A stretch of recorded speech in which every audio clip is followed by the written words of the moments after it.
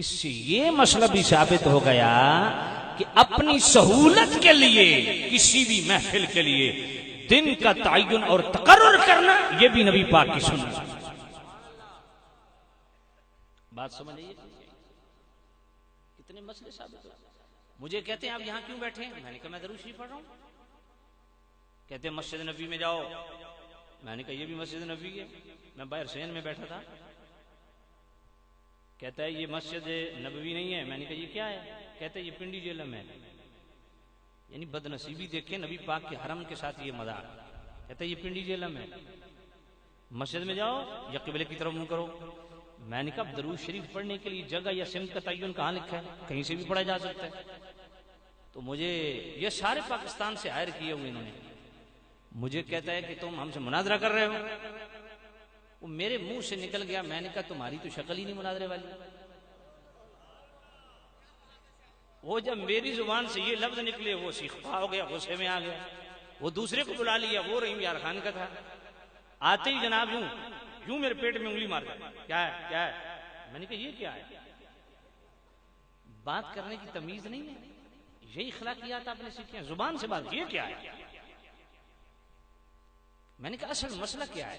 کہتے تم ادھر کیوں بیٹھے ہو؟ میں نے کہا میں درود شریف پڑھ رہا ہوں۔ کہتے ادھر منہ کیوں کیا ہے؟ میں نے کہا کہاں لکھا کہ ادھر منہ کر کے درود شریف نہیں پڑھا جا سکتا؟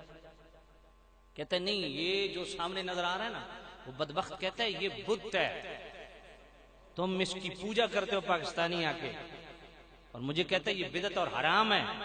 میں نے کہا کون سی بدعت ہے؟ کہتا بدعت تو بدعت ہوتی ہے، کل بدعت ضلالہ، ہر بدعت گمراہی ہوتی ہے۔ میں نے کہا اگر کل کے اطلاق ہر بدعت ضلالہ اور ہر بدعت جو ہے وہ گمراہی اور ہر بدعت پہ لفظ کل کے اطلاق ہوتا ہے، میں نے کہا بخاری شریف کی اس حدیث کا کیا بنے گا جس میں حضرت عمر رضی اللہ تعالیٰ عنہ جماعت یہ جو تراویح کی آپ پڑھ رہے ہیں، نبی پاک نے تو 3 دن پڑھی ہے جماعت کے ساتھ، یہ جو تم 30 دن جماعت کے ساتھ تراویح پڑھتے ہو، تو حضرت عمر نے فرمایا نعمت البدعۃ ھذہ، یہ اچھی بدعت ہے۔ خیر جب ان کا پانی ختم ہو گیا مجھے پکڑ کے اوپر لے گئے مکتب میں، وہاں ایک حضرت تشریف فرما تھے، کچھ سرائکی ٹائپ کے تھے، ساتھ ایک عربی مولوی بیٹھا تھا، وہاں پہ بحث ہو گئی۔ مجھے کہتے ہیں تم ادھر سے مکہ پاک سے آتے ہو تو سیدھا گنبد کی نیت لے کے آتے ہو، یہ بالکل حرام ہے، وہاں مسجد نبوی کی نیت لے کے آیا کرو۔ میں نے کہا نبی پاک کی حدیث ہے۔ کہتا کون سی؟ میں نے حدیث پاک پڑھی، من حج الی مکہ تھا، نبی پاک نے فرمایا جس نے مکے کا حج کر لیا ثم مکہ صدنی فی مسجدی، وہاں سے میرا ارادہ لے کے میری مسجد میں آیا، میری مسجد کا ارادہ لے کے نہیں، قصدنی فی مسجدی، میرا قصد کر کے میرا ارادہ لے کے میری مسجد میں آیا۔ تو نبی پاک نے کیا فرمایا؟ واہ میرے نبی کے خوش نصیب غلاموں، ذرا لفظ سننا، میرے نبی نے فرمایا جو میرا ارادہ لے کے میری مسجد میں میرا ارادہ لے کے وہاں سے آیا، کتبت لہو حجتان مبرورتان، اس کے نامہ اعمال میں 2 مقبول حج لکھ دیے جاتے ہیں۔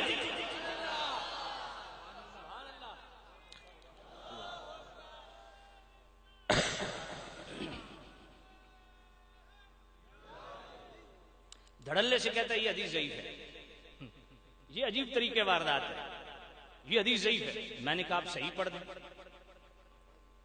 تو فوراً جناب والا بخاری شریف وہ پہلی جلد سے 108 میں حدیث ہے نا، حدیث اندر رحال، وہ پڑھ دی اس نے، لا تشد الرحال الا الى ثلاثه مساجد، نبی پاک نے فرمایا رخت سفر نہ باندھو، کچاوا نہ کسو، سوائے 3 مساجد کی، مسجد حرام، مسجد نبوی، مسجد اقصی، ان 3 مساجد کے علاوہ تم رخت سفر نہ باندھو۔ میں نے کہا ان 3 میں مسجد قباء ہے؟ کہتا ہے نہیں۔ میں نے کہا نبی پاک نے یہ جو فرمایا ہے کہ جو مسجد قباء میں 2 نفل پڑھے عمرے کا ثواب ملے گا، تو یہاں جو مسجد قباء جاتے ہیں ان کے متعلق فتویٰ کیا ہے؟ پھر بخاری شریف میں خود نبی پاک صلی اللہ علیہ وسلم نے کیا فرمایا؟ فرمایا جو گھر سے جامع مسجد کے لیے وضو کر کے نکلے، قدم قدم پہ نیکی، قدم قدم پہ درجہ جناب والا بلند، قدم قدم پہ گناہ معاف۔ تو اس کا کیا جواب ہے؟ پھر شب جمعہ کے لیے مسجد مقرر، پھر رائے ونڈ جانا نیت لے کے، اس کا کیا ثواب ہے؟ بات سمجھ آ رہی ہے نہیں آ رہی؟ میں نے کہا حضور کی حدیث ابو داؤد شریف صفحہ 337 پہ نبی پاک نے فرمایا لا ترکب البحر الا حاجا او معتمرا او غازیا فی سبیل اللہ۔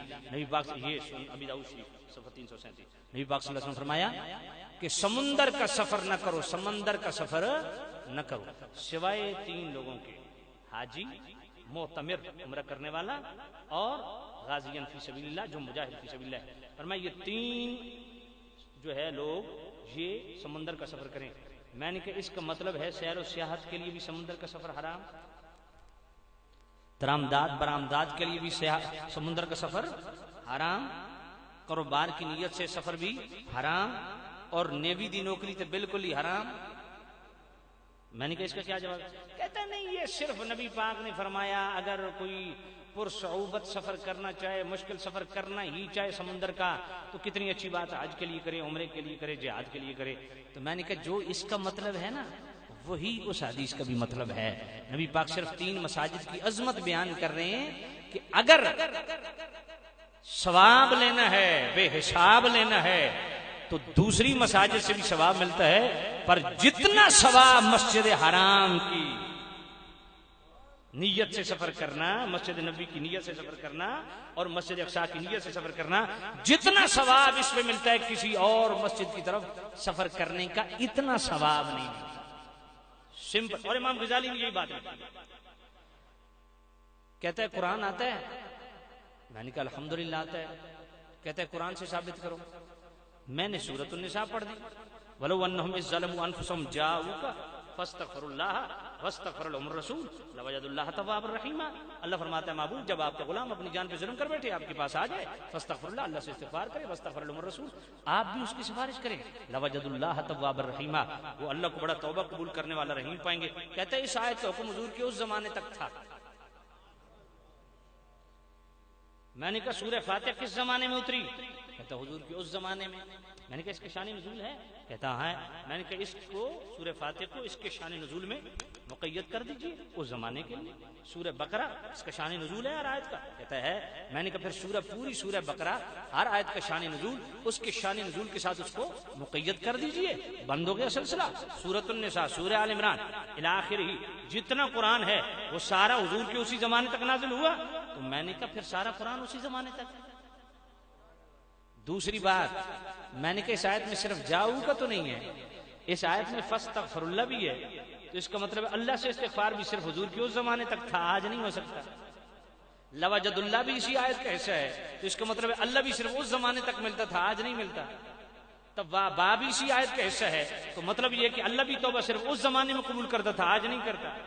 رحیمہ بھی اسی آیت کا حصہ ہے، تو اللہ بھی رحم صرف اس زمانے کرتا تھا، آج نہیں کرتا۔ خیر ایک لمبی ڈیبیٹ چلی۔ کہتا ہے صحابہ کے عمل سے ثابت کرو۔ میں نے سنن دارمی شریف کی حدیث پڑھ دی کہ تمام صحابہ اکٹھے ہو کے حضرت عائشہ صدیقہ کے پاس گئے، اما عائشہ بارش نہیں ہو رہی، تو اما عائشہ نے کیا فرمایا؟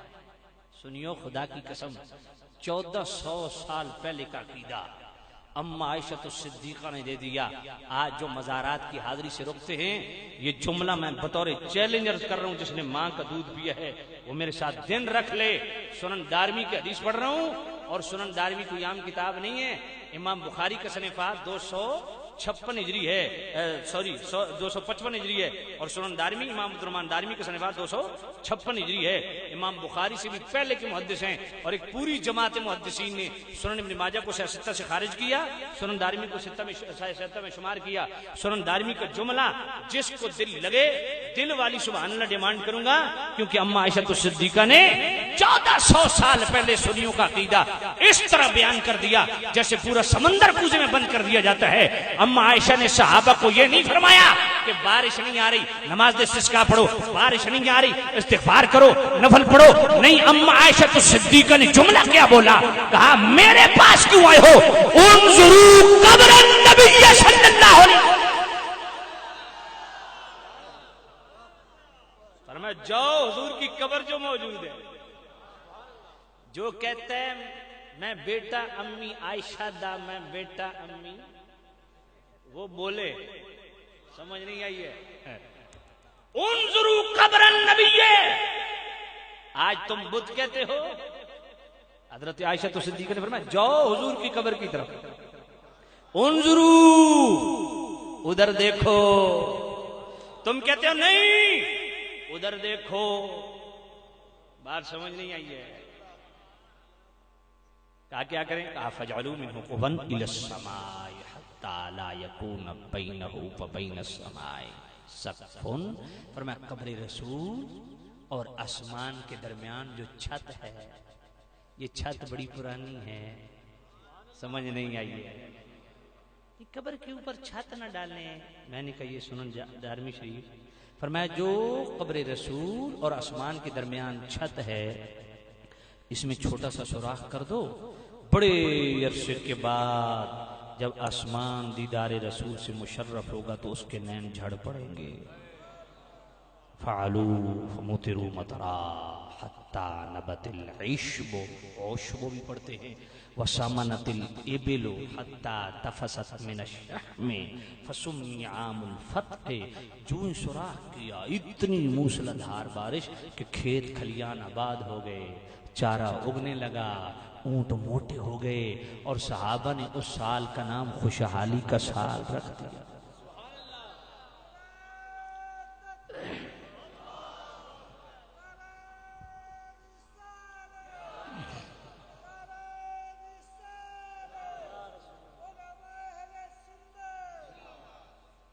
یہ جو تمام صحابہ حضرت عائشہ الصدیقہ کے حکم پہ قبر رسول پہ گئے تھے، انہوں نے حدیث شد رحال نہیں پڑھی؟ تو سامعین عزیز، یہ زیارت قبور کی شرعی حیثیت، اس پہ میرا 3 گھنٹے کا خطاب نیٹ پہ موجود ہے، آپ چیک کر لیجئے۔ یہ میں نے ویسے ہی ضمناً 1-2 باتیں عرض کر دی۔ آپ خدا پہ یقین رکھیے، میں صاحب مزار کا دامن پکڑ کے خدا کو گواہ بنا کے، واللہ باللہ تاللہ، خدا مجھے مرتے کلمہ نصیب نہ کرے اگر میں جھوٹ بولیں باوجود بیٹھا ہوں۔ جب وہ بندہ لاجواب ہو گیا، ان کا بڑا مولوی، اس نے ایک ہی بات کی، مولانا یہاں شریعت نہیں چلتی، یہاں ڈنڈا چلتا ہے، خدا مجھے مرتے کلمہ نصیب نہ کرے اگر میں جھوٹ بول رہا ہوں۔ اس سے بڑا کوئی ظلم ہے؟ پھر 3 گھنٹے بٹھائی رکھا اور 3 گھنٹے کے بعد وارننگ دے کے چھوڑ دیا۔